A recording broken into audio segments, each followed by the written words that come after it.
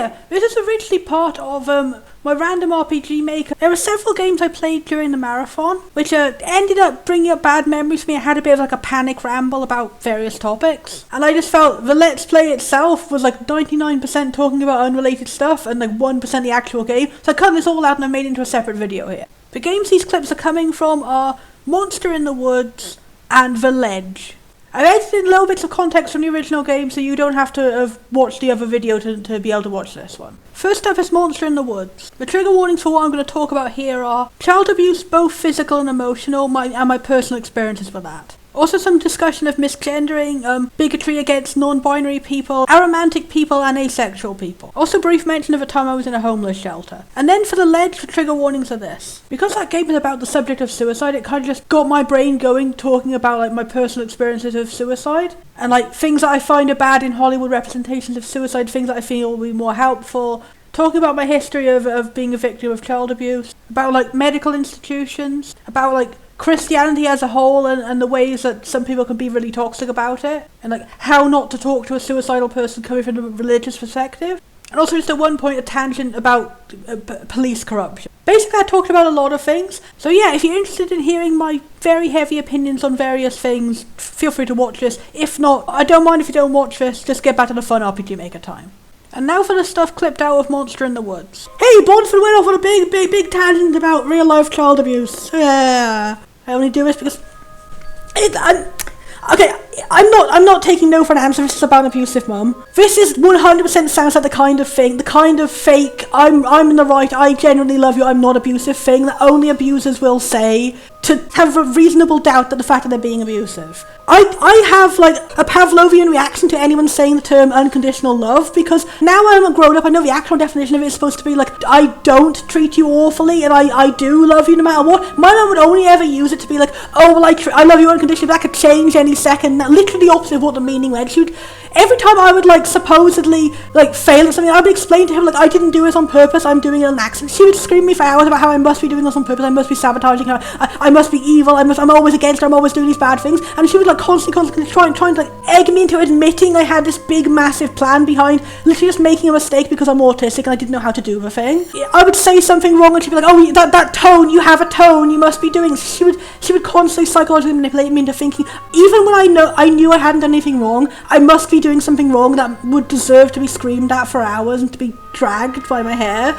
And the fact that it was just like stuff like tone, I kept telling her I don't know what tone means. She said everyone knows what tone means, you must be doing it on purpose. No one could possibly not be doing this on purpose. And every time she would scream at me more and more and more, the more I would deny in her mind that I was lying. She would be so convinced I was lying and so convinced I had to be doing it on purpose, I had to be doing evil. It would be literally like, I have unconditional love, which means I forgive you no matter how many times you do these awful, horrible, evil things, you never admit that you do them. So the phrase unconditional love terrifies me when I hear it, because I literally get the opposite meaning to what it actually is. I get literally conditional love. I have to admit to have done a bad thing I did not do in order to receive love from her at all. And if I tell the truth that I made a mistake, she will just scream at me, and she will feel justified because she constantly is convinced that I'm lying about literally the most minor anything I ever do has to be a lie. Yeah, there's some specific phrase. I think that was unique to me. I haven't heard of many other people having that particular issue of phrasing, but there are many ways where abusive parents will phrase very ordinary, actual loving things that normal parents will say in a really weirdly specific way, which like gets them off the hook from being abusive to you. And it's just, it really puts me on edge whenever I hear it. Even though I know logically now as an adult there are plenty of people who say these things genuinely, whenever I hear it my mind just goes back to where I used to be, and I hate it because the actual definition of unconditional love is like what I always want in my entire life, like someone who actually would love you even though you make mistakes, rather than someone who doesn't believe that anyone is physically capable of making mistakes and every bad thing you have to do must be on purpose. Oh, after she'd like hit me or hurt me or screamed at me or dragged me by the hair and pulled some of my hair out and slam me against the wall and terrify the shit out of me, she would like, same as with Dad, they would just leave me in that state crying and sobbing on the floor, and like they would still not believe I was genuine. I was just there in a state crying and sobbing on the floor. Like, why would any manipulative person do that? And they would come back and they'd be like, oh, I still love you even though you did this horrible thing and you didn't admit you did this horrible thing. I'm still not going to believe you didn't do this horrible thing. You're terrible. I'm going to add this to the long list of things I'll never let go and I'll keep guilting you about for years and years and years, but that one time you lied when you didn't. And I'll keep bringing out, making a palette of things that you can use as an excuse to scream at the kid whenever you just need to get out your anger. At the time when I was trapped, I had no frame of reference for what actual love is supposed to be. Like, in the real world, you shouldn't be living constantly on edge, that the slightest mistake will be taken as proof that you're unforgivably evil and awful and sabotaging everyone around you, and you have to just constantly watch every single thing you say constantly to earn very conditional love. Looking back on it, it's clearly not really love, it's just control. It's just, when you let me control you, I'll allow you to have the basic human decencies of being alive. And it took me so many years for deprogramming to even be able to trust my supporters, to trust that I could just walk into a crowd of people and talk to people without even the slightest conversation. It does reflect back onto things about being autistic and things about being non-binary made it a lot worse for me. The fact that being autistic means I could at any point make a mistake and not know I'd made a mistake, and having someone who wouldn't explain to you what the mistake is or how to stop it or anything, and would just 100% take everything you did as literal and real. And I know now that I wasn't actually doing anything bad. She was just finding excuses to pretend so she could hit me. It took me so long to realise that, and so many years of yes, in the real world, when you make a misunderstanding, you can still make a misunderstanding, you can still fuck up because you're autistic. But in the real world, people will be like, you've done something wrong, this is what you've done wrong. They will believe you when you say you did it by accident, they will explain to you how to stop doing it again. And then if you stop doing it again, they won't bring it up ever again. They won't keep guilting you for it. They won't keep hurting you for this one mistake you make and never believe that you've changed. If you change, then you get actually rewarded for changing. It's taken so many years, but I'm much less anxious than I was about being scared to even talk or do anything or go out the house, because even the slightest thing wrong could haunt me for the rest of my life forever. And it's just, I'm so glad I have a good support worker now and friends who genuinely love me. And I still get terrified when I do still make an autistic misunderstanding and I accidentally upset someone. But when it happens, I know we can talk it out, we can resolve it, and it won't happen again. And it's taken a long time, but I've got to that place and I really feel relieved about that. Anyway, as I was saying, being autistic and being non-binary can add a lot to that fear, because if you're already afraid of saying or talking or being yourself around anyone ever, having more things that make your true self unusual to other people, it makes more terrified. It's 5,000 things I'd have to think about when I was forming any basic sentence. I'm really glad that I'm slowly getting out of that now. And if this game is indeed sending a message about that, thank you, this game, and I'm sorry I've rambled way too much about my trauma. I need to get back to actually playing the game now. What if that monster had gotten you? Ripped you apart, throw your body parts all across. Yeah, the fact that, again, also over-dramatic threats of if you disobey in the slightest, everything will happen. You have to depend on me. I'm the only person who can protect you. My mum would be like, you'd never survive on your own. You'd never survive without me. My dad would be like, you'd never survive on your own. Never survive. If you did this shit in the real world, they'd be even worse to you. I had no perspective on the real world. Well, I was. Timer up. I didn't have an idea that in the real world people actually are much more forgiving of your mistakes and will generally tell you what you've done wrong and will help you fix it. I believed the idea the way my mum and dad treated me is probably the kindest anyone will ever treat me. I'm inherently bad just from being born how I am. I can't stop hurting everyone in every sentence I ever say, so I should just never talk. And if I go out in the real world, I'll hurt people more and they'll hate me even more. I shouldn't trust. That's the way they do it. They make it so you don't trust anybody else you could go to potentially for help. Oh, don't trust other adults. Don't trust your teachers. All of them will hurt you even worse than I do. What I'm doing is a baseline level of human. They try in the creepy manipulative ways to cut you off from any chance of actually getting to know that the world outside is not like this. The world outside is full of people who do actually care, and unconditional love really does exist, and it is not what you have defined it as. I'm so glad the teachers in my school figured out I was abused and got me out of it. I waited until 18. I felt I couldn't tell anyone I was being abused because I felt no one would believe me. I felt what was happening to me was normal, and I'm so glad that other adults, good adult figures in the real world, noticed what was happening and helped me and told me that what was happening wasn't normal and got me to get the help I needed, psychiatric help, and getting out to a homeless shelter, and I'm a lot better than I am now, but a game like this can still really, really shake me up from just the minimal amount of dialogue. Oh my gosh. Getting more scared for this than the jump scares. That's what it would have done. I have to cut down a lot of this dialogue because I've probably been rambling in circles. I am protecting you from everybody else. I'm the least nasty person in the world. If I tell myself that enough, maybe everyone will believe me. Maybe everyone will believe I'm justified in hurting me as a child. For everything I do for you, I deserve. Yeah, that's the thing. It's I'm protecting you from everyone else out there who'd be even worse and even more abusive to you. Therefore, I deserve respect. I deserve you to sit there and take all the abuse. I'm struggling so hard to raise you. You're so horrible. You're such an unlovable child. You're such an absolute nightmare to raise. Can you imagine how anybody else would feel having to deal with someone as shit as you? And that's why I'm so angry all the time. That's why I hurt you all the time. It's understandable. Of course, anyone who had to deal with you would be like this. you have to try even harder to stop being your natural normal self, because your natural normal self is what's causing all this. You're just so horrible. It means anyone you ever met will treat you like this. So don't tell anyone what I'm doing to you. Don't try and look for anything better. Please don't hurt. You do not have a right to say that. I haven't done anything wrong. Oh, you do not have a right to say that. Please, I'm sorry. That's also a thing I've had is abusive parents. Once they get caught in a lie, once it seems in any way they might get consequences, they pull out the I'm so sorry, I'm so innocent. Usually it's not this, I guess, power fantasy of like growing up and being powerful enough to actually physically take revenge on your abusive parents and like physically save your younger sibling from them. Usually it's more like once someone else sees them abusing, or like you talk to someone else about abusing, they'll pull out the fake I'm so sorry, I'm innocent, oh it was only the child is manipulating you, oh cry.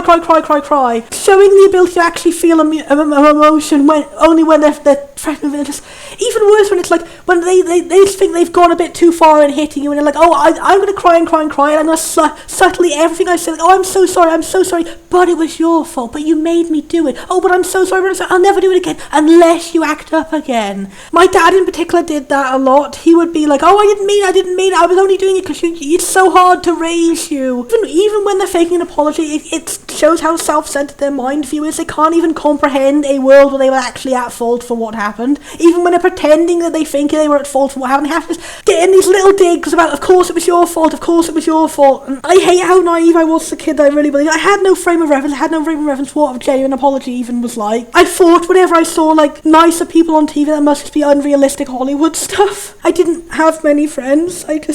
Until age 18, I wasn't allowed to have friends over the house. I wasn't allowed to have pocket money. I was barely allowed to do anything. I use this as like the most bare minimum example. I didn't know how to tie my shoelaces until I was like over 18, and people taught me, because my dad wouldn't believe I didn't know how to tie my shoelaces. He was like, oh, I'm sure I taught you at some point. I'm not going to do it again for like 15 years.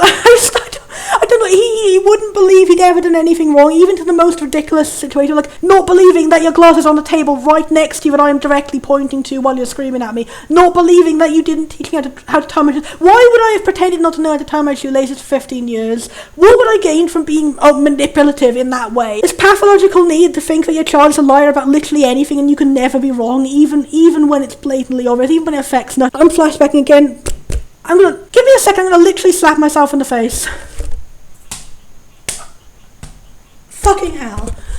Okay, headphones back on. I don't think that helped at all to slap me out of it. I think I was just flashback and I felt like I needed to be hit. I shouldn't have done that. I'm definitely putting a trigger warning at the beginning of this one. Oh, it's gonna hurt to edit this one. Now my head just hurts. So I don't know if help means help the monster or help the mum. Does help mean help the monster to attack the mum? To be honest, if I'm going to take a stand, if it is genuinely the monster is trying to kill the mum in revenge for the mum has done to him, I don't believe that. I don't believe that I should like have the right to kill my abuser for what they're doing to me. I don't also believe like, oh, it makes you as bad as them to take revenge on them or anything. I don't think it's as simple as that. I just don't think murder is good in general. I don't think you should commit a crime to like make up for someone else committing a crime to you. But it does hurt so much to know that like even if you've escaped, your parents are getting no consequences. Like my mum and dad are living a happy fucking life. I couldn't get my sister out of that situation. I tried, and she went back to mum, and she doesn't believe that mum hurt me, and she thinks I was lying about all of it, and I know my dad is living a fucking happy life because I'm so terrified. I can never go back to this one area in Roof Park where I used to live, and I keep checking to see if like he's still there. I keep going like almost up to the road and like looking to see like does the house look the same as it did when I left. And I do it like once every few years, and I as far as I know he's still living there and he's still happy. The only thing I know about how his life has gone, like he got in the news. He won like a prize and like a beer pong in his favourite bar, and he was just like so happy and lovely and wonderful. Like it hurt me so much to see just a random news article suddenly jump scared in my dad's face and he's having a happy wonderful time. It does hurt a lot to know that your parents will get no consequences for hurting you. It's very rare that someone actually gets arrested for abusing a child. It's usually just we take the child away from you and you continue on your life and you get nothing. I do understand the intrusive thought to think I want to go back and punch my dad in the face because no one else can give any consequences, but I don't think you should act on it. It's less about thinking, oh, I want my mum and dad to be alive, and it's more about thinking I don't want, hypothetically in this situation, the sibling to get the consequences of having killed a parent. As much as they fucking suck, they have to continue on living because I don't want you to stop living. I don't want you to go to prison for this. I'm going to go back for that and get to that ending, and then I'm going to see what happens if I make the other choice, and then I'm going to look up and see if there is like a secret ending or something. While I'm just wandering through and catching up, I have a blabber.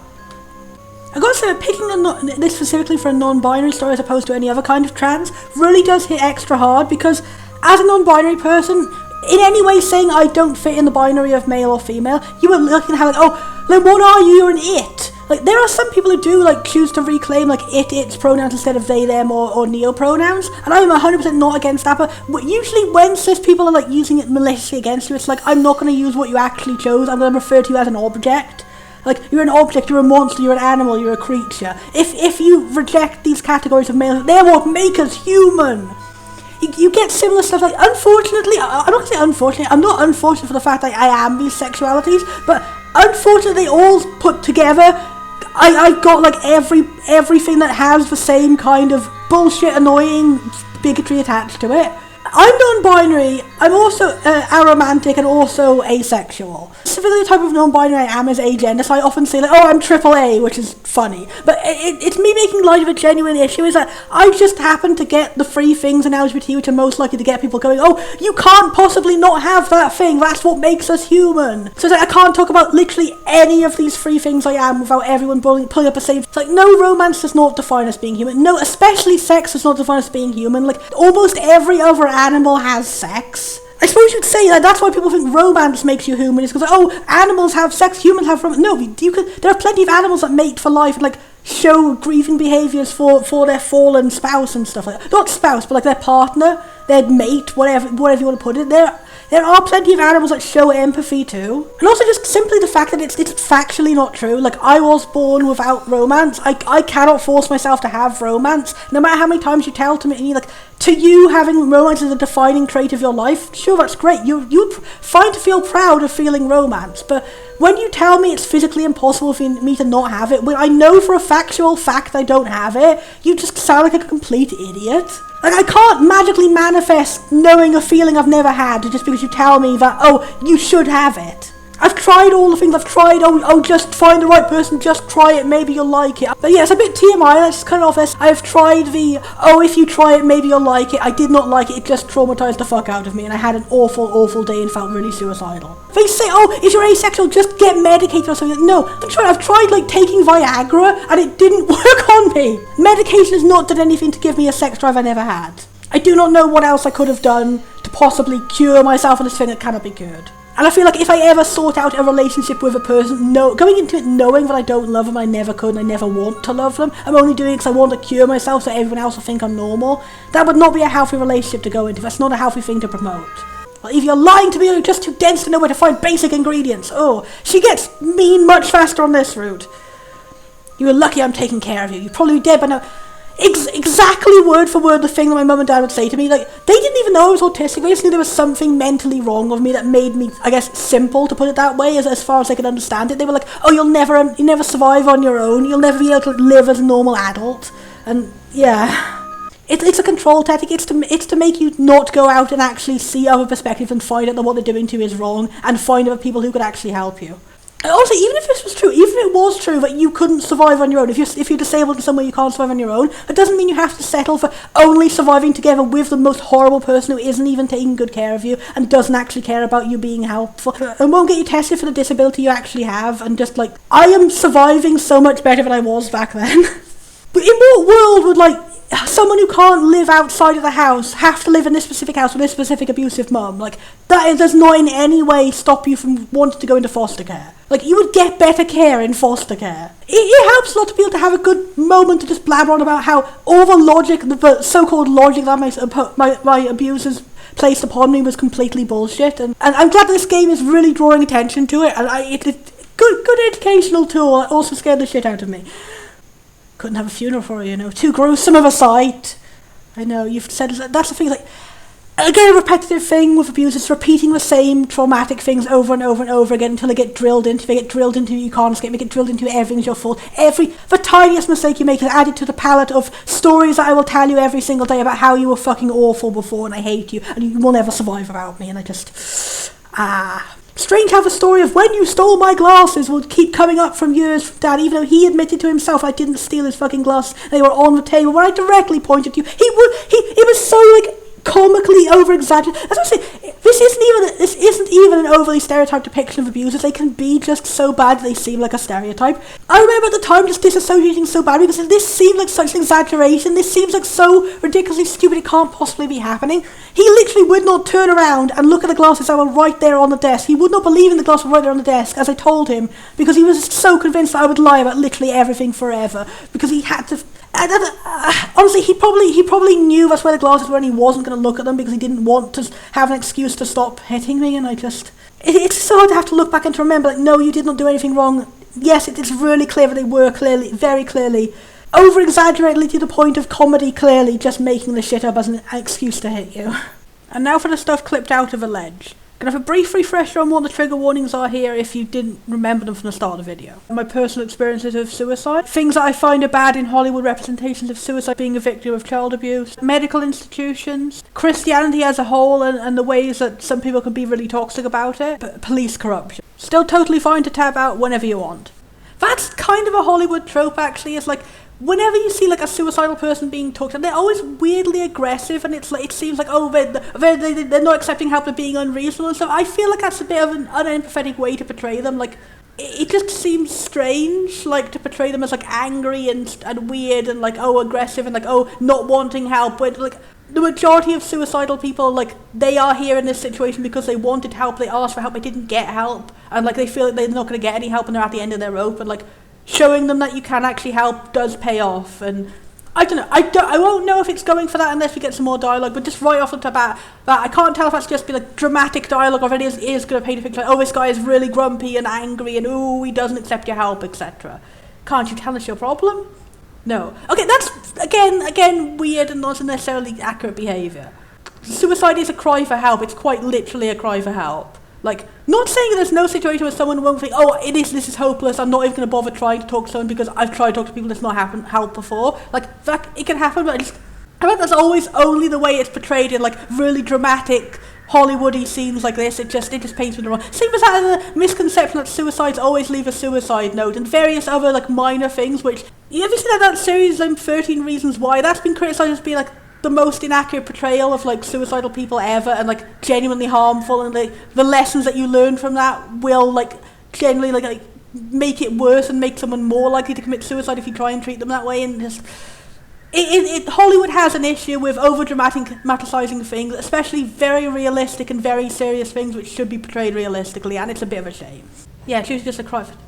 No, it's not. It's a cry for help. I hate when people say that. It's like, oh, you're just crying and suffering and trying to kill yourself for attention. Like people say, oh, you're cutting yourself for attention. Like, that's just such an awful way to frame it. It's just like, I don't think your problems are real. I think you just whiny and you just want to be seen. And it's like, they are quite literally asking for attention, as in they are someone who has a serious problem in their life to the point that they want to kill themselves and nobody is helping them, and they are doing something really extreme to try and get someone to see that what is happening to them is serious. Losing more favour in this game with every second they decide to give us the worst and most unempathetic protagonist in the universe. Usually, and how can you tell if it's genuine? I have literally never in my entire life seen a single case of a fake suicide attempt. I know they hypothetically exist, but in a situation like this where someone's about to jump off a roof, I don't think it's very likely it's going to be fake, mister. Fucking hell. I would be like, do not go in presuming it's fake because you're going to make stupid judgments and fuck it up if it's real, and also it's infinitely less likely it's going to be fake. And even if it is fake, like someone making a cry for like help, like most often if there is a fake suicide, as in like, it's not even usually a fake suicide, it's usually someone who isn't fully convinced to go through it and like can be talked down. They're like, oh, I don't know if I want to die or not, and I'm pushed to the edge. And it's like someone who genuinely wants to hurt themselves but doesn't necessarily want to die and can be stopped. It's like, usually even if it is like going up there and like hurting yourself seriously knowing you don't want to die, it's like you're hurting yourself because you're struggling and suffering, and it feels like no one will listen to you and get you help unless you're physically hurt. It's a situation like you are so depressed about like mentally crushing things happening in your life and no one's listening to you. Like, if you're a victim of abuse, if you're a victim of like extreme poverty and stuff, and like there are situations where people like such victims of poverty, like they want to get arrested so they can have like a roof over their head and be able to eat a meal even if it's in jail. There's people don't often go this extreme unless there is something really bad in their life pushing them to it. And I think writing it off as just a fake suicide attempt is just not good. Even in a situation, you should go in assuming that the problem that is causing them to do this is real. Even if they might not necessarily actually kill themselves, the goal is to make them not necessarily kill themselves. Like, you want to talk them down to that state. So going in there and saying like, oh, if you say no, if you stop killing yourself, oh, you must have been faking all along. That's not going to solve the problem. That's going to make them like, you got them on the edge of stopping, and then they're not going to stop. Of all the things to push someone towards actually genuinely killing themselves, that's probably the biggest one, is to accuse them of faking it. Oof. Even our dialogue up is like, why is we've gone in this sort of the preconception this guy is like angry and he doesn't want help, and then the second preconception, he must just be faking. We've got to like figure out if he's really faking or not. And then is this really one of those games where like all the options like I really dislike that more was it the Hanged Man, something like that. There was a game where it was like deliberately all the options you had to pick to save everybody, but the option that you would think would actually convince them to want to kill themselves. And it was just like, he wants to hear tough love to stop him from killing himself, and like, you never would have seen this. It was just like deliberately the opposite of your expectations, just to make it surprising and a twist. And it just made it so frustrating because like you tried to be empathetic and the game was like, no, be unempathetic to save this guy's life. And it's just, so why are you jumping? It's my nature to do spectacular things. This is so unrealistic in every possible way. So it's okay, we've got the personality as like an aggressive guy who's like, I'm really going to do it, I'm going to do it for no reason, I don't want to accept any help, and like, I'm going to like lie and make up weird ideas of like, not going to tell anyone why I'm doing it. Like, to be honest, in this situation, it just makes me go, why haven't you actually jumped if like, the reason you are staying here and not jumping is not because, you want someone to come and help you, which is like the reason. Not that there's not going to be people who are going to react irrationally in a situation of like suicide, but like presenting it this way in fiction is very different from it happening in real life. It's like, in fiction things are written for a reason. I'm not sure what the reason is here, except just, we're going to have sassy and dark and strange characters, and this just seems so unrealistic. It's like, I'm going to say a boastful and badass, strange motivation, and like, okay, in this situation I want to say you're lying, because like, the guy's just like, I'm just out here for having fun to jump off this fucking building. It's like, what's going on? I don't want to say nice, jump off the fucking building. There is no good dialogue options for this man. Sounds like you're hiding a bit of hurt behind that joking exterior. Okay, thank you. Really, every time I select something, it's the opposite of what I expect. I select the bad thing, he says a good thing. Oh, thank goodness the doctor's here. You're going to help me process my feelings, help me realise I actually do want to live. Why is he being so fucking aggro and like, I hate people who want to help me live? What?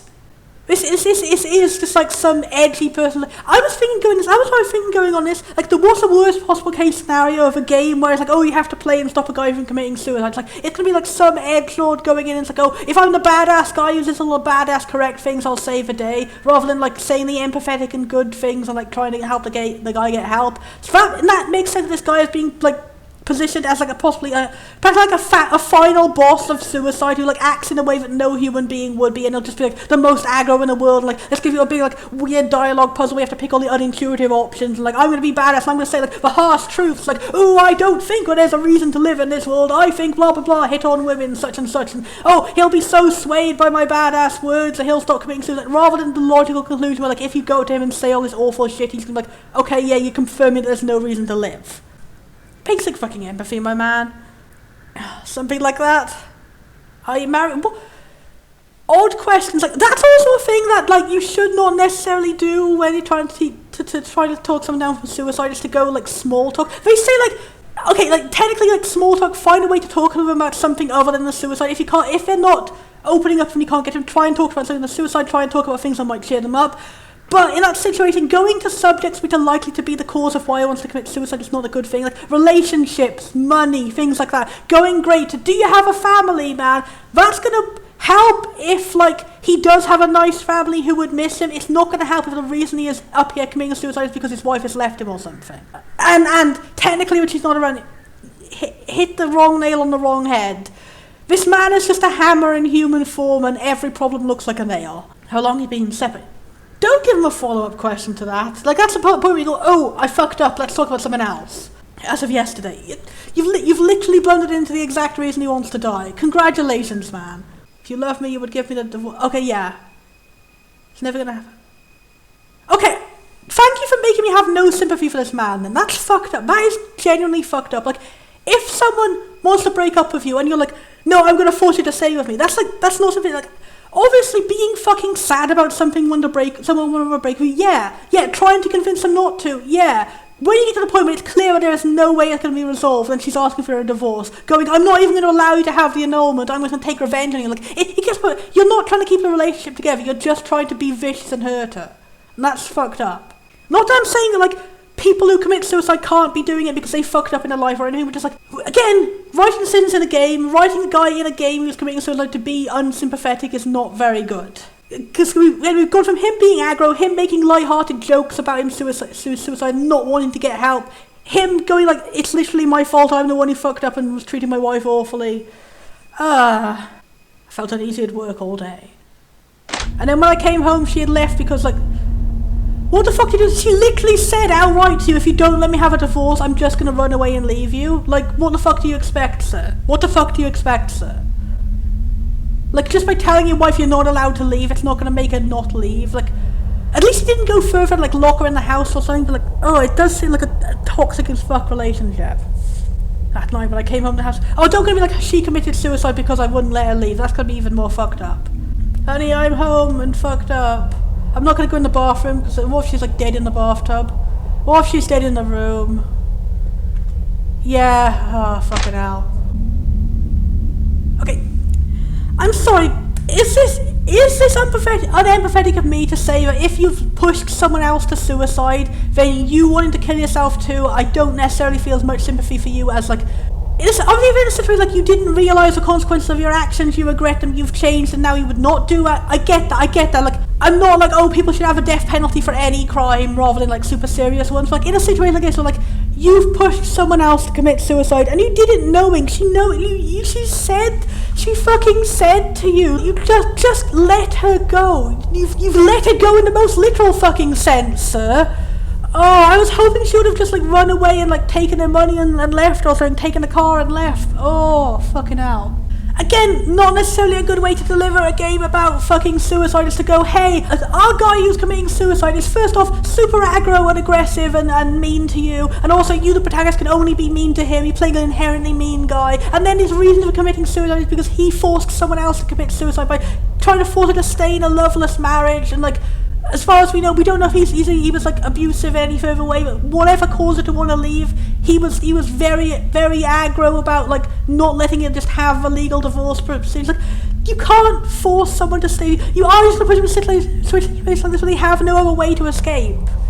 Except literally, that's what I mean about suicide, is like, quite often people who commit suicide don't actually want to die, they want to start living. They feel like their life has become basically a walking death. They feel like all the things they've done to cry out for help and try and get someone to save them have not worked. And their only option left is like, the only peace they're going to get is like, the peace of death. Or they're going to push themselves into something so serious that maybe someone will actually take it seriously that they're suffering and get them the help they need. When I've experienced myself, it has felt like I want to start living, and the only thing life has told me is like, oh, the Christian idea of heaven is like, you'll finally get a happy life up there if you fucking kill yourself.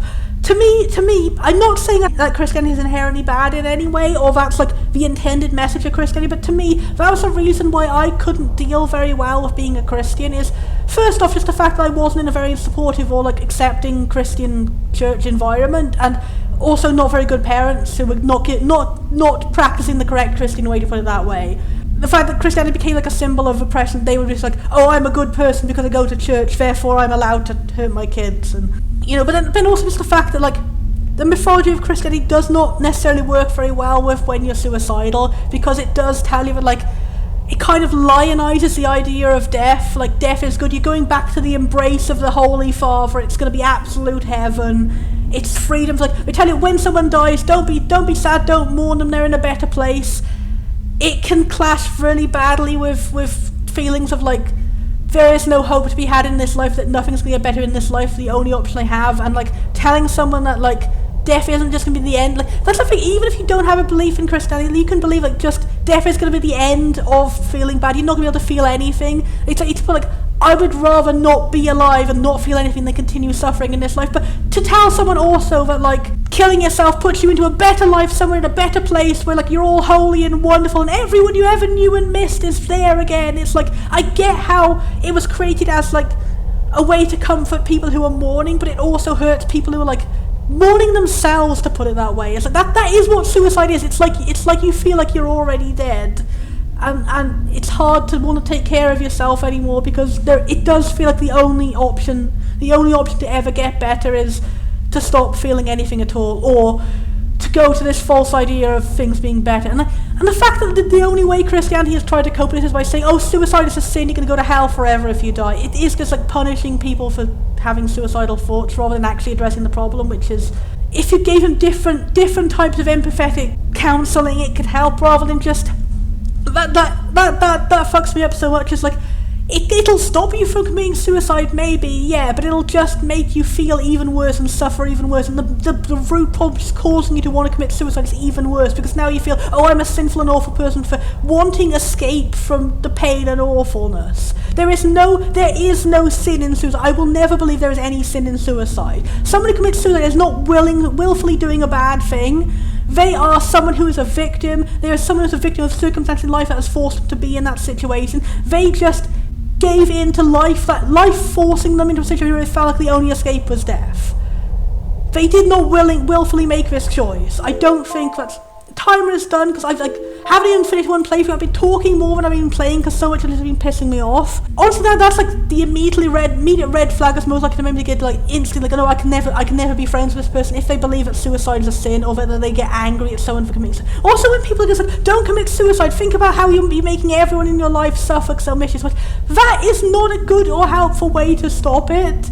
Like, again, you're just guilting them. Like, you're going to keep them alive out of guilt rather than actually wanting to be alive. The problem isn't solved. You've kept them alive for a day longer, but they're not happy. They're not wanting to not kill themselves. They're just going to want to kill themselves over and over and over again and get even worse, because every time they feel it, they think, I'm an inherently bad and sinful person for feeling this. I'm going to hurt everyone around me. From my perspective, the best way to try and help someone to not commit suicide is to tell them that there is going to be a reason to keep living, that suffering will actually end. And if you can bring up that there are people who love and care about you, don't frame it as like, oh, they're going to suffer so much if you're gone, and that's the reason why you should not kill yourself. It could be like, there are people who love and care about you, and they want to hear what's wrong and they want to help. Like, go to them and talk to them and be honest and talk to them, rather than just... Again, telling them, oh, well, it makes them bottle it up and not talk to their family members. It makes you think, oh, my family members are going to hate me, they're going to think I'm guilty and awful for wanting to commit suicide, despite the fact I have nice people in my life.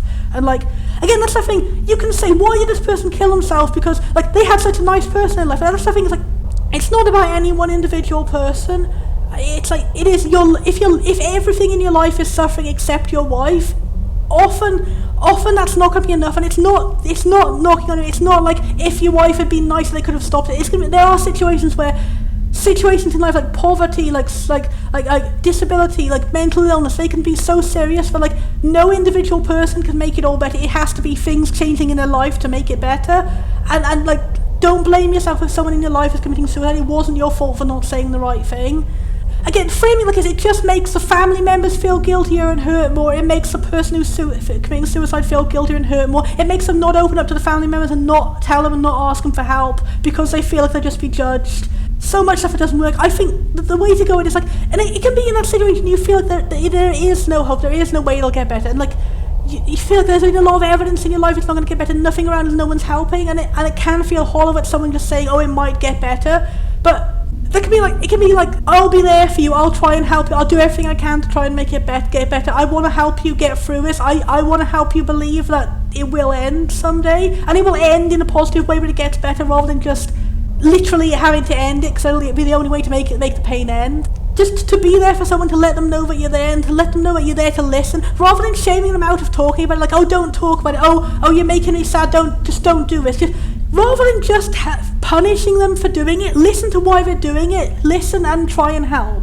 And it can help us, like, the way I frame it is like, I look back and I think, I'm so glad I didn't kill myself on that particular day, because so many other good things have happened since that day. That can help to like look back and think like, it can seem unintuitive to like to think about a previous suicide attempt. Don't think about Leah's attempt itself, but just think about, like, was there a time in your life, a previous time when you thought things would never get better, and then things did get better? And to think about, like, to hold on to that feeling and think, like, even though it feels hopeless now, maybe it will happen again. Maybe some unlikely lucky thing will happen that will make things get better. Even if it feels hopeless, maybe things will get better, and maybe you will look back at this a few days, like a few days, a few months, a few years back, and think, so many good things have happened in these days, months, or years that I'm glad I'm still here to see them. And, like, it's not going to be that your life is ever going to reach a point where, like, nothing bad will ever happen, but you can reach a point where, like, the good days outweigh the bad days. And oh, fuck, I need to blow my nose. I'm going to try not to get bacteria and overworked on this, but just I'm worried I'm not even giving advice. I'm just giving advice from my perspective. I don't know objectively, like, the way that first responders and paramedics are trained to respond to people about to commit suicide. I don't know the correct advice to give in this situation. I just know what helped me.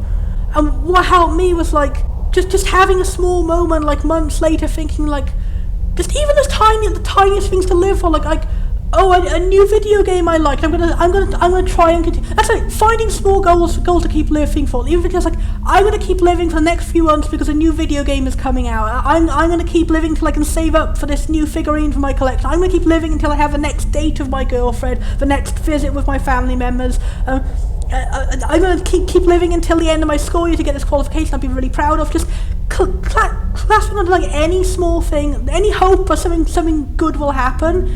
Even if it's something that you think everyone else will find silly. Like, I feel like people think it's silly when I say I legitimately have had moments where I kept living for a new video game coming out, and it's just when you get so low, just even the smallest thing can be the thing that keeps you going. And don't knock it on people, like, the tiniest things that give them life. Like, don't tell them that's a stupid reason. Like, be grateful that any reason exists. Help them with that reason. Encourage them to feel happy about that reason, and help make that thing live up to the expectation they had, and that it's genuinely going to be a good day. And just, like, when I've had friends listen to me talk about, like, oh, I feel, like, so crushed down, but, like, I'm still currently going through it, but I'm feeling a lot more optimistic now. At least I've been going through, like, a lot of medical problems and feeling like I'm not being listened to and I might never get better, and, like, worrying that my only solution to escape it is going to be, yeah, I've had moments where it's just like I'm struggling so bad and I'm unable to sleep and I'm having these horrifying, weird twitching fits and stuff, and it's just like the only time I'm ever going to sleep is if I die, and it's that's how it has been. It's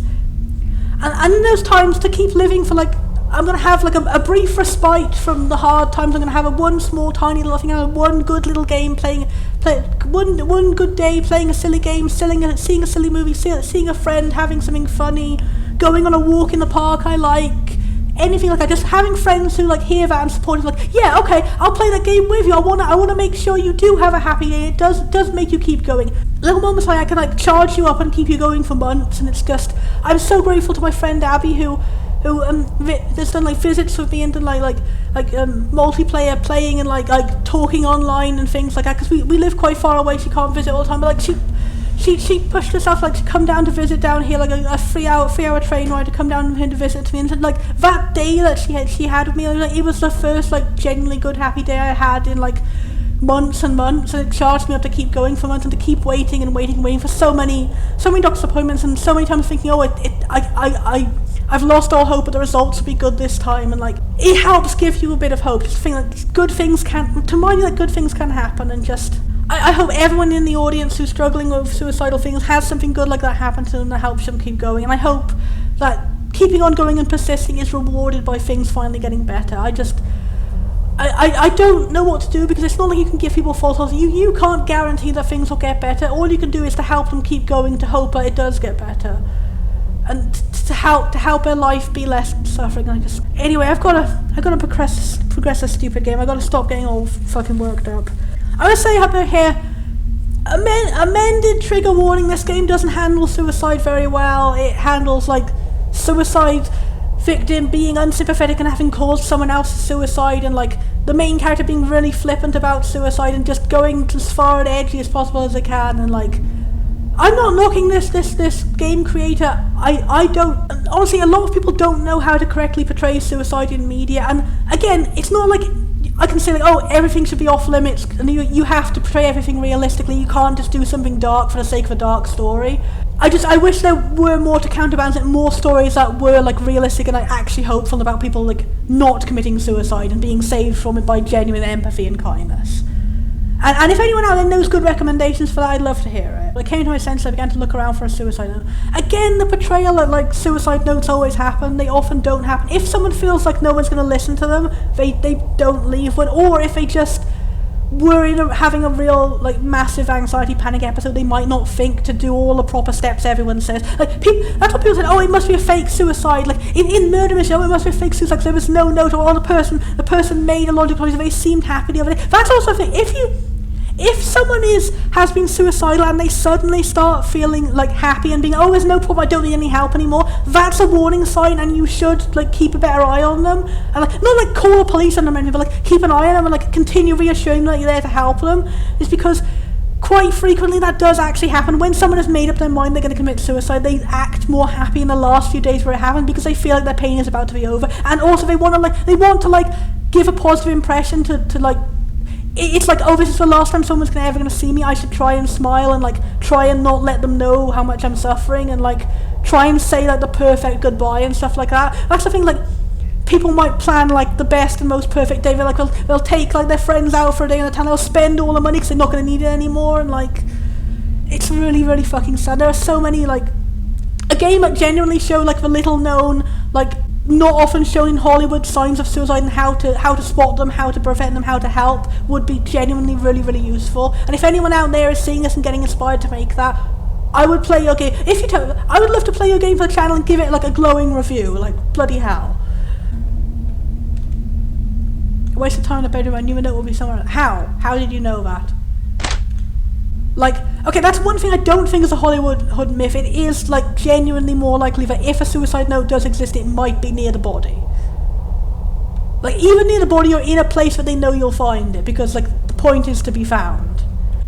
Okay, at least they're portraying, like, slightly an unusual thing. Like, yeah, a suicide note doesn't necessarily have to be, like, literally written down. It might just be on the computer or an email sent to someone. The note composed on the screen says, I don't know why I'm writing you this, because the plot requires me to. Like, again, in a situation like this, where like the only person in your life is an abusive husband who like maybe she wrote it as like a revenge note, because that's also a thing, like you sometimes do have like, why the fuck didn't anyone help me notes, and it's just, that's honestly, that's even sadder than like an I'm sorry note is a like, I'm committing suicide because I tried so hard to not commit suicide. I tried so many times to tell people I was committing suicide and to try and ask for help, and I never got any help. And like when I was considering suicide, because like again not taking seriously about being horribly sick, I was tempted to write a note like that, which is just like, hi, I committed suicide because I don't think I'm ever going to get better. Could you please give an autopsy on my body and find out like proof that I'm sick, so if the doctors will believe me and they will understand the consequences of their actions for doing this. Because seriously, man, I don't even think doctors will. Only thing worse than having like random people not sympathise with you when you ask for help when you're considering suicide is having doctors not do that. I have literally had I'm really glad this doctor is no longer working at the Hamadryad anymore, but my Hamadryad like psychiatrist doctor literally said to me, oh, you don't seem suppressed. Oh, you said you were suicidal during that moment where I kicked you off our service for about 4 months and refused to let you back on and refused to let you have your medications. I didn't believe you were really depressed. Like, you said you were suicidal, but the fact you haven't killed yourself must mean that you're not really suicidal. She literally said that to my face.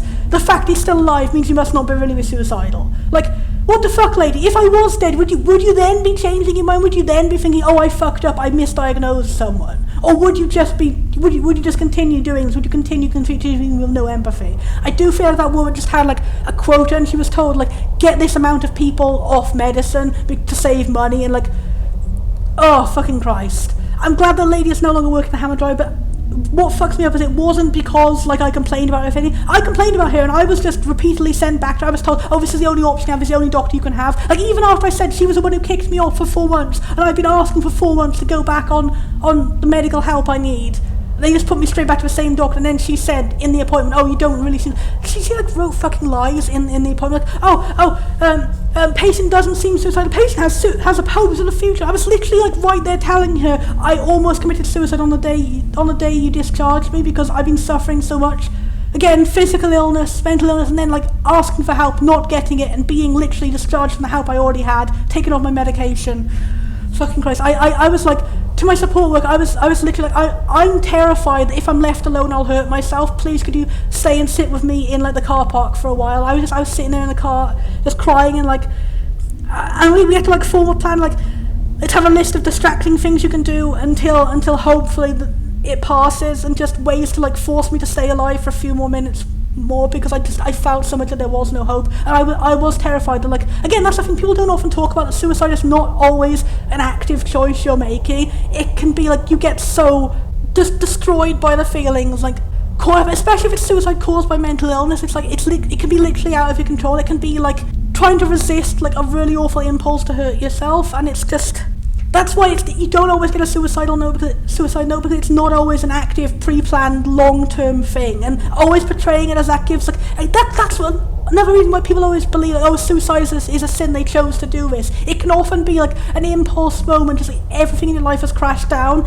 and you yourself in your mind do not want to die, but you can feel your body is doing it without you, and it is terrifying. It is terrifying to have this impulse to just like I was like sinking my fingers into my skin to be like, I can't stop feeling like I want to hurt myself. I'm gonna try and like do it in the least hurtful way possible. I've had situations where like I have to like break a plate or something, because otherwise I'm gonna hurt myself. Like the only way I can stop is if I distract myself by like breaking a plate, ripping up paper or something like that, and until it hopefully stops. And like, I never know how long it's gonna take for it to stop, and it's just having someone to talk to for a while until it stops, having someone there to not necessarily, it doesn't always take physical restraint, but there to distract you and distract your mind until it passes can help a lot. Yeah, a situation like this where you not only tell your wife, I'm not going to let you divorce, but then I was like, oh, I'm just going to leave you here in your depression for the rest of the day and not fucking care about it. This guy did literally every possible thing wrong when he could. Oh, I guess there's a part of me still that wants to be good to you, not out of love though, just pity. Okay, I respect this lady a lot. Even she's like, you're a fuckhead. Even in her darkest moment of suicide, she's like, yeah, I'm not going to blame myself for this. It is his fault. And I can respect that, because it's not often that in a suicidal moment you're able to have that awareness and like rationally see the situation and see like, it's not my fault, I don't deserve to die. Yeah, I just 100% the fault is on you, man. It isn't even a situation like you handled a suicidal person badly, like you weren't empathetic to your wife's friend. You literally outright caused this, and it was blatantly obvious, and like you didn't just ignore the signs, you outright said no to her, blatantly saying the signs directly to your face, and avoided the clearly obvious solution that could have literally, you cannot force your wife to stay with you. That is not a thing that happens. Like, just accept that sometimes people don't want to fucking date you and let it go. Like, you could have ended things amicably as like, you're just gonna make yourself and her more sad, and then everyone's gonna commit suicide at the end. Whoa! By now I'm sure you know about. Okay, I am getting less and less respect for this game by the sentence. It's like, okay, now we're gonna reveal, oh, by the way, the wife was also awful, and this guy actually is sympathetic. Like, his awful, shitty reaction was somehow justified, because he just knew she was cheating and she was bad, I guess. Even in a situation where someone's cheating, you don't resolve someone cheating by being like, I'm gonna force you to not get a divorce. Like, what does he expect? He's just gonna stop cheating? Like that's not gonna, like, both of you are gonna be fucking depressed. Like, why would you want to stay with someone you know is unfaithful and awful to you? Like, everyone here is abusive. Everyone here is abusive. No one is sympathetic. Also, this preemptively makes no sense. This makes even less sense. If it wasn't her being trapped in an abusive relationship with a bad guy, and it was her just cheating, why would she have committed suicide? If she was just a fuckhead who was cheating with him with Steve, her reaction to, oh, I'm not going to divorce you and let you be with Steve, would be, oh, well, he's gone, I'm going to steal a car and fucking run off. None of this makes any consistent sense. This is absolutely Hollywood suicide the game. Intelligent man, you would have seen that what I felt for Steve was real. Ooh, ooh, ooh. Here's my manifesto where I prove that, like, you weren't at fault for my suicide, even though everything in the previous scene pointed out that you were.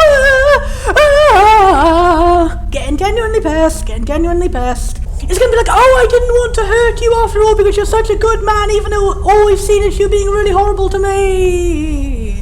I waited at the station for, okay. Making more logical sense, I retract my previous statement. I should not be judging things like one sentence at a time. I'm getting preemptively worked up. I need to wait and make a proper judgment as it goes to, okay, this woman who apparently was bad and cheating, but at least is morally complex in the situation. She was also betrayed by this other guy. That makes sense why she's committed suicide. 2 men in her life have been awful and abusive to her. The one she thought she can escape with didn't. Yeah, I understand. I re-sympathize it. Also, I'm realizing it might not be a situation where like the reason he is awful to her is because she was cheating on him with Steve. It might be a situation where he was already awful to her and was not allowing her to get a divorce. Therefore, she fell into the arms of another man who was also abusive. That could also be a sympathetic thing that could happen. Those are more complex things. I'm gonna hope it's that. I'm winding it back. I'm giving more benefit of the doubt. I'm not getting myself overly angry because I just got myself worked up, like confessing a lot of really deep feelings in my heart, and I shouldn't have. Yeah. I knew this was going to get me a little bit incensed playing this, but I didn't assume it was going to be this bad.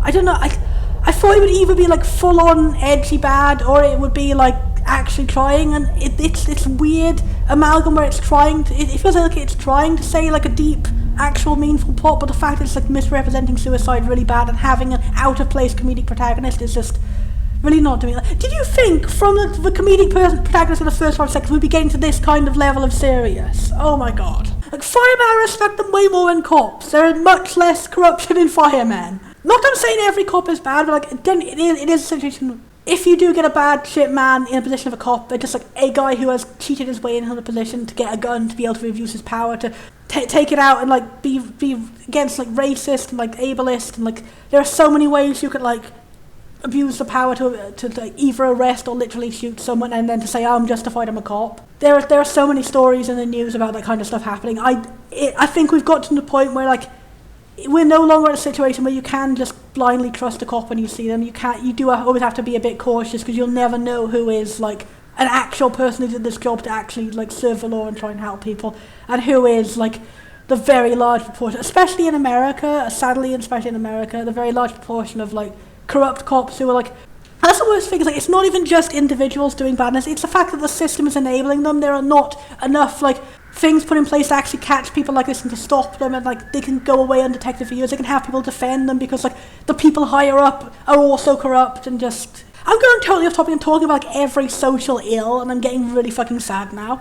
I hope it can return to a day when like cops can be like the majority of them can be trusted. That would be fucking good. I don't think people who man suicide protection nets, like paramedics who try and save people who've jumped, like that's also something you do not often get that represented at all in Hollywood. The fact that even if someone does attempt suicide, they can actually be saved. You rarely ever see anyone survive a suicide attempt in Hollywood, and you literally never see the process of like how psychiatrists will talk to them afterwards and try and convince them to keep on living. Like now, like also, you are at an even lower point than when you actually were committing suicide. It's not realistic 100%. Like, oh, I failed committing suicide, and now I'm instantly cured, I want to live again. That doesn't often happen. It's usually like, I thought I was going to escape my pain, and it didn't work, and now I feel I'm never going to have the chance again because everyone's watching and not going to commit suicide again. It's a point where you need extra help and extra support and extra work to try and help you convince that there is a reason to keep on living, and to prove to you there's a reason to keep on living, to show you kindness and empathy. More things I would like to see in a hypothetical good suicide education game. I know I can't make it myself because,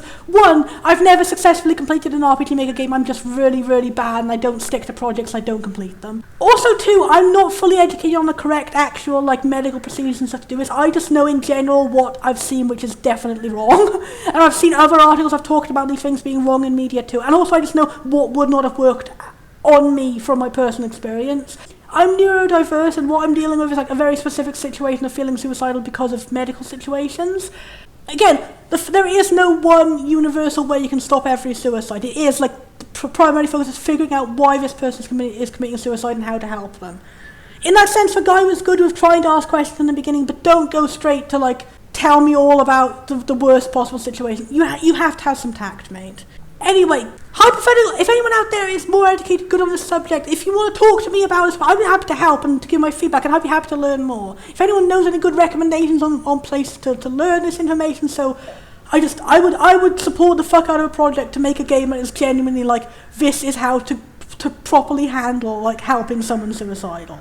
And to like properly represent the experience and to show it with empathy to people, like to cut down these specific like these rumours like, oh, people fake it over just doing for attention, oh, it's easily solved once you stop them and they'll never do it again, and like, oh, it's a sin, you should tell them it's a sin and punish them, and just all the stuff like that. If you could have like a really good, genuine, helpful game that will genuinely help the problem, that would be very, very, very good. And I am I would support in every way I can. Like, I don't have a high income, but like, if it was like a Kickstarter project to fund a project like that, I would try and do my best to donate as much as I could. I'm really passionate about this subject because it's faced me, and I've had friends who've also gone through this, and just I feel scared and powerless sometimes when, like, if I'm in a situation like one of my friends is like, I'm really low and I worry if I'm going to get suicidal again.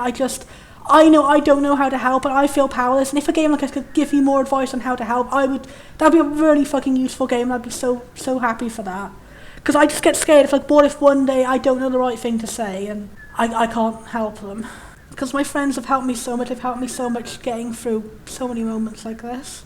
I genuinely don't think I'd still be alive nowadays if it wasn't for my friends. Also, again, people who say, oh, internet friends aren't real, like, I've got long distance friends. Obviously, it is true to be careful on the internet. There are some people who fake on the internet and stuff, people who can be scary on the internet and aren't who they say they are.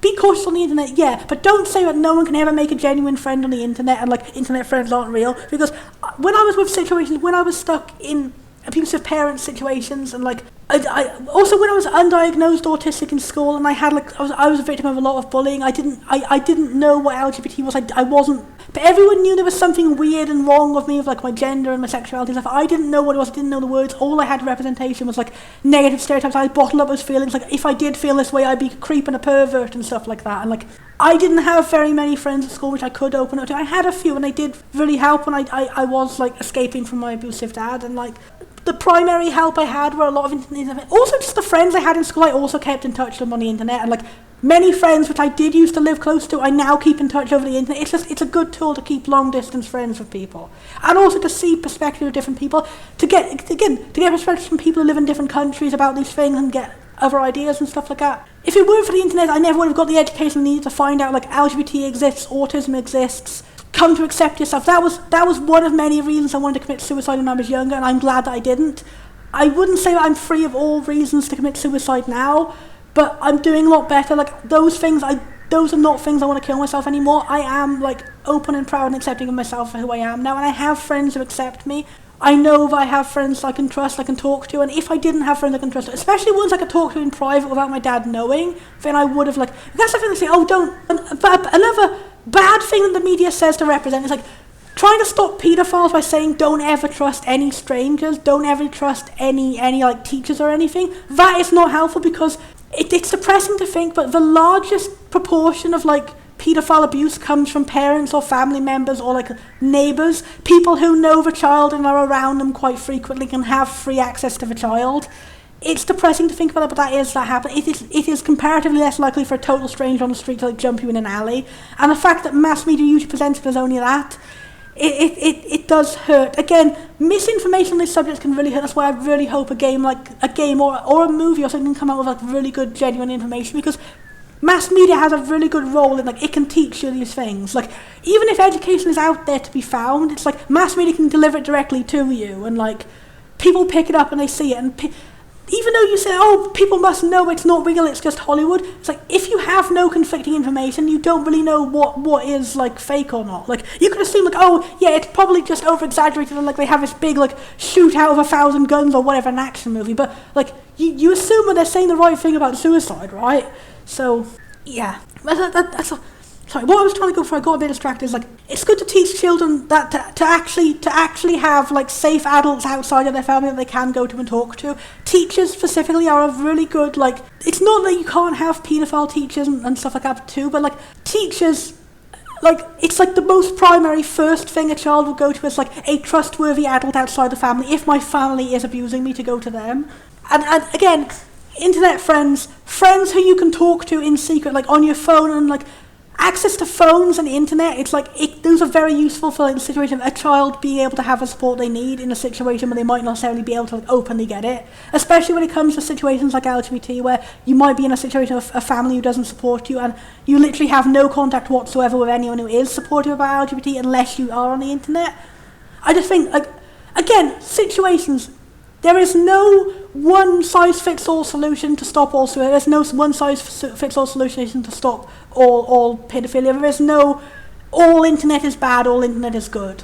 We need to teach people like the logical, actual, proven ways to figure out if someone is suspicious. Like, not just, oh, don't trust any adults, don't trust any old people. Especially that's another thing I hate on the media. They stereotype pedophiles like, oh, it's an old grandpa who's gay or something like that. And it's just like, statistically, the amount of pedophiles, like the amount of like any other crime on earth, they're more likely to be straight people just because there are more straight people on earth. Telling people, don't trust any gay people, and like, it's not, there is no proof that it's more likely to be elderly people either. It is just, on media they go, oh, the pedophile's always the ugly guy, but you can't trust the ugly guy, and it's like, just teaching people actual ways to recognise, like, this is not the right way for someone to talk about it. If someone's talking, if someone on the internet or in real life is pressured to talk about it, they're saying, oh, don't tell your parents, don't talk about this, oh, show me your body, and like, and the ways that they'll press you slowly into it without like outright saying it so you won't realise and stuff like that. Teaching kids like actual avoidance strategies, teaching suicide people actual avoidance strategies, teaching people how to deal with suicide people actual strategies works way better than just like, oh, here's a one fits all universal solution, just don't do it. You need to help people know how not to do it. Yeah, that tangent of the day 5. This is gonna be like a 2-hour long fucking. This is a Bonford suicidal avoidance special episode of Bonford where they play a 10-minute game and talk for 2 fucking hours because it gets them so pissed off. And they spitball 1,000 ideas for a better game. If anyone out there in the audience is listening and they're going, oh, I have a better game idea. Oh, I know a game which handles this better. Oh, I think I can make a game. Talk to me, tell me. I am 100% down to review better games than this. And again, I don't want to diss the person who makes this because they were very open on the HBO page. This is a game about drama and coolness. It's not an accurate suicidal prevention manual. They gave trigger warnings. They gave a warning. I'm not dissing the player of this. The maker of this, they've made a good game, they've made great animations, they've made good things. It sent me off on the spiral of thinking about inspiration of other things, about what I would personally prefer in a game. I don't think that this game is like objectively free of like good value just because it's not my kind of thing. But also, you probably shouldn't play this if you're suicidal yourself. Just gonna throw that out there. The man has probably called others by now too. Like who? A doctor? A priest? Why would you call a priest? Genuinely, like...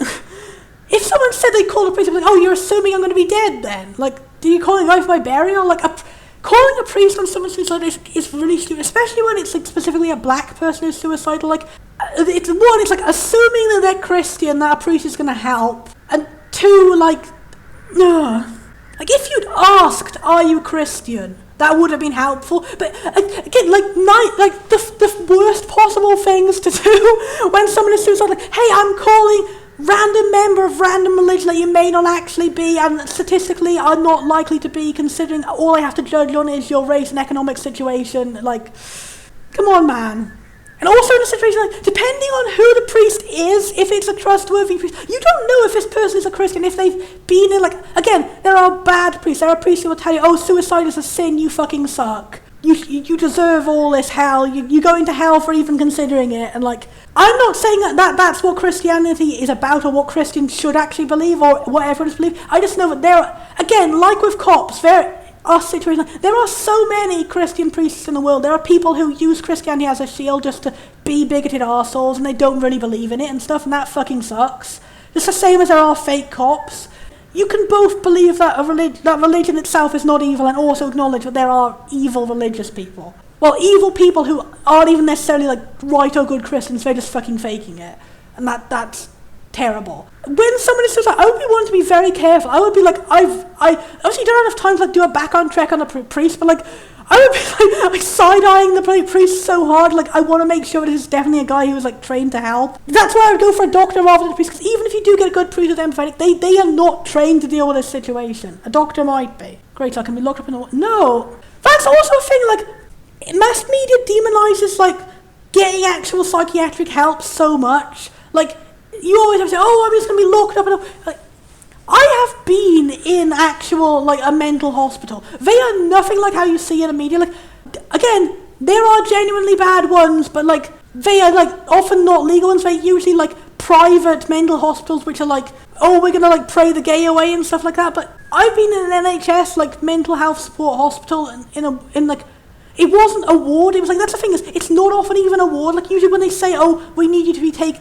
even just phrasing it like that is the connotations people have given it, like, taken away. It's like, it's usually like, here you are in like a shared house of multiple people. There's doctors on site. There are people who can help you. You go through like helpful classes every day. It's not being locked up in a ward. It's having freedom to like go in and out and like wander around, like continue resuming your life, your studies, your school and stuff. Like you just have a support worker and you live in an environment where people like specifically watch out for if anyone is like suicidal, and they know how to stop it, they know how to treat you, and they give you frequent checkups, they give you frequent. It is like supported accommodation with a nurse on hand.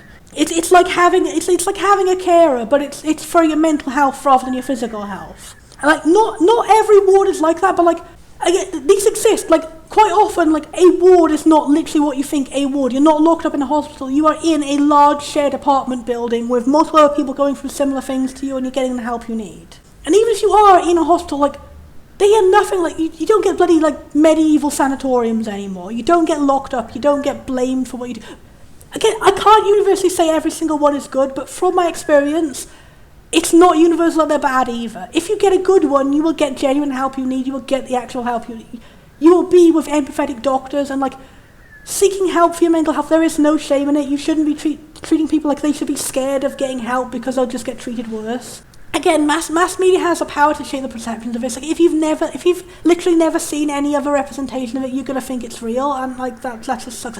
Even me, I knew that like evil sanatoriums weren't real. I didn't know that like actual wards were that nice. I still thought it was something in a hospital that was the only option I could have. I didn't know there was an option for these shared apartments, and it was nice. I still had to be discharged because like it wasn't helpful for me because the fact that they constantly check in at you at night to make sure you haven't killed yourself. Me personally, I get really like I was still at the point where I was still recovering a lot from what my dad did to me. I was very scared hearing the sound of like locks opening at night and people coming into my room at night. 'Cause I would think it was him coming. He was drunk and he was going to hit me. So for me personally, the fact that they had to check on you at night through a door to check if you killed yourself, it didn't work for me, and I had to be discharged after a month. It just wasn't help for me. But the thing is, even if you get discharged, you're not left with no help. I got discharged a month, I was put into a different type of help, and that did help me. I was allowed to stay in my own house, but I had a support worker coming to me every day and helping with things, and like checking on me. And like that helped, and that how we made the progress towards where I am nowadays, where like I work with like I still have a support worker, but it's like a general support worker, like at a community mental health education, like adult education place, and like I'm doing a lot better. I am able to live a lot more independently than I was before, and like I wouldn't have been able to go that far if I hadn't spent that short time in a ward. And then once I said I wasn't able to handle it, they took me seriously and they helped me and they got me the different help I needed. Oh. People, you need to know out there, like, give us a good educational game about suicide prevention, please, somebody. I will pay you all of my money. I will rep you on Kickstarter for 50 bazillion years. I will scream at everyone about how great you are. Come on. Haha, that's right, there's people down there expecting you to jump. They're looking forward. This could be literally given to you as like a manual of how not to prevent suicide. He is doing every possible thing wrong. And the only consolation is I think he's meant to be an arsehole because I'm thinking he's going to be a surprise villain in the end. Is he literally like, oh, I'm so pissed off that he doesn't want to do it anymore because he doesn't want to give him the satisfaction? That's not going to work either. This is just like, that's a thing that happens again in mass media in Hollywood. It's like, oh, I yell at you, oh, you're such a chicken, don't you want to, oh, you shouldn't give up, oh, blah, blah, blah. Oh, soft love won't help, I've got to give you tough love. Like, no, in real life, soft love does help to stop suicides. Screaming at them like, oh, just go fucking kill yourself anyway, it's going to get them to just fucking kill themselves anyway. We're not magical Hollywood people who always just magically know what to do right, and even when they're doing things like blatantly wrong. I hate that trope. I especially hate shows like fucking Doctor House, where it's like, oh, doctors should be less empathetic, and they should always do the most evil and awful and yelling and like no empathy thing because, oh, they know what's right. And, like, oh, again, pushes people to not seek help from doctors. Hate it. Trust doctors. Like I've had experience of both good and bad doctors, and I still think overall you should trust doctors. They care about you. Okay. Finally, Oppenheimer said anything good ever. That is a good thing. It's like genuine ways to help people. It's like, I'm here to listen to you. There are people who are here to listen to you.